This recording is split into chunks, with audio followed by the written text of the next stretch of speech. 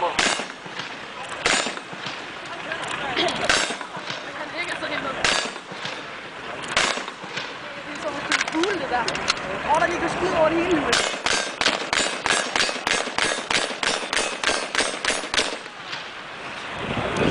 Så vil skytten lægge sin karabin eller gevær og gå over til pistolskydning.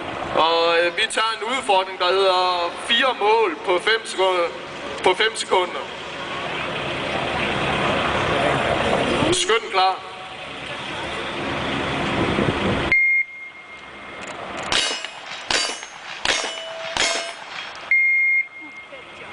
Det var heldigvis ikke noget problem, så vi prøver at presse tempoet lidt. Skytten klar.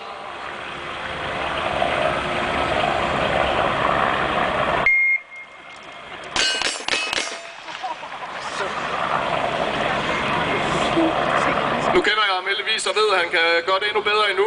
Så han prøver at tage 8 skytter på 5 sekunder. Skytten klar.